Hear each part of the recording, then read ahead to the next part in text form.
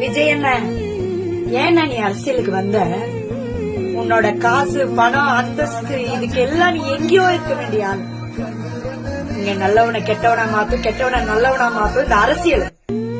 அத தெரியாம இந்த அரசியலுக்கு வந்து உன்னோட குழந்தைத்தனமான புன்னகையும் உன்னோட குழந்தைத்தனமான அன்பையும் எல்லாரும் கொச்சப்படுத்தி இருக்கிறாங்க. இவங்களுக்கெல்லாம் நீ என்ன பதில் சொல்ல போற? இவங்க கிட்ட பணத்தை எதிர்பார்த்து வந்தியா? கோடி கணக்குல லட்ச கணக்குல உங்ககிட்ட சம்பாதிச்சு சேர்த்து வச்சுக்கிற தலைமுறை தலைமுறையா சாப்பிடுற அளவுக்கு உங்ககிட்ட இருக்கு. ஆனாக்கா இந்த கட்சியில நீ வந்து ஏன் மக்களுக்காக நல்லது செய்யணும்னு சொல்லிட்டு இறங்கி உன்னோட மனச புண்படுத்திக்கிற? உன்னோட ரசிகராகவே வச்சுக்கோ.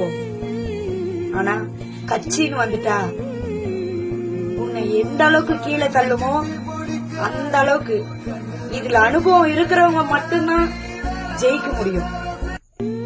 இது உனக்கு எந்த அனுபவம் இல்ல.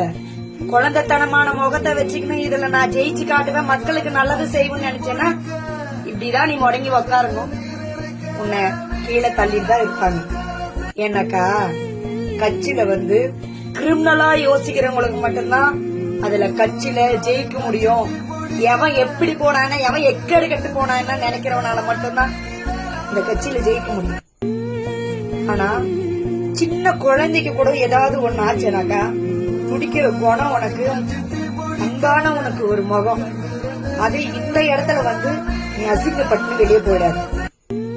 உனக்கு இப்பவும் சொல்றேன், இது சரிப்பட்டு வராது. நீ எந்த இடத்துல இருக்கணுமோ சாமியா அந்த இடத்துல இருந்தா மட்டும்தான் உனக்கான மதிப்பு.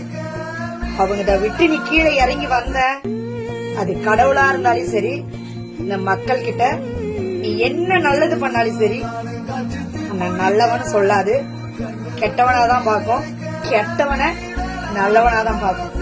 அத முதல்ல புரிஞ்சு.